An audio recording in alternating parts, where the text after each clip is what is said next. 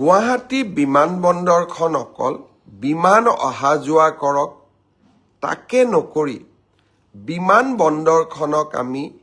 অসমীয়া যুৱক যুৱতীৰ কৰ্ম সংস্থাপনৰ কাৰণে কেনেকৈ ব্যৱহাৰ কৰিব পাৰোঁ এই চিন্তা মোৰ মূৰত আছিলে এতিয়া গুৱাহাটী বিমানবন্দৰত এটা সুন্দৰ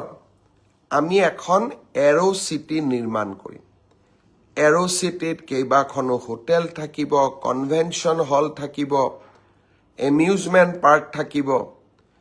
গোটেই ব্যৱস্থাটোৱে পৰ্যটকৰ বাবে আকৰ্ষণৰ কেন্দ্ৰবিন্দু হৈ পৰিব সমান্তৰালভাৱে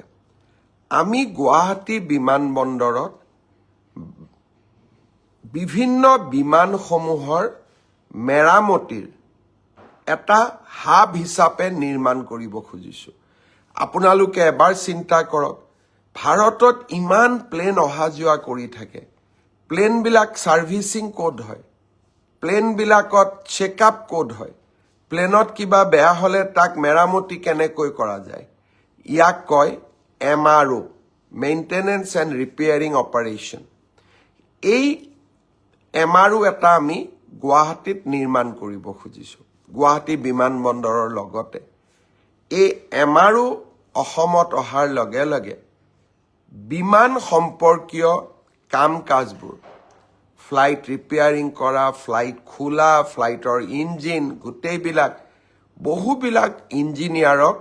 আমি নিযুক্তি দিব পাৰিম লগতে পাইলট ট্ৰেইনিঙৰ বাবে সিমুলেশ্যন অৰ্থাৎ বিমানত যোৱাৰ আগতে পাইলটসকলৰ বাবে এভিয়েশ্যন স্কুল লাগে য'ত নেকি সিমুলেটৰ থাকে ল'ৰা ছোৱালীয়ে ফ্লাইট চলাবৰ কাৰণে শিকে গুৱাহাটী বিমানবন্দৰত আমি এটা এভিয়েশ্যন স্কুল আৰু সিমুলেটৰো নিৰ্মাণ কৰিব খুজিছোঁ আপোনালোকে চিন্তা কৰক এই গোটেই ব্যৱস্থাবিলাকে অসমত নিবনুৱা যুৱক যুৱতীক এটা কৰ্ম সংস্থাপনৰ ডাঙৰ সুবিধা দিব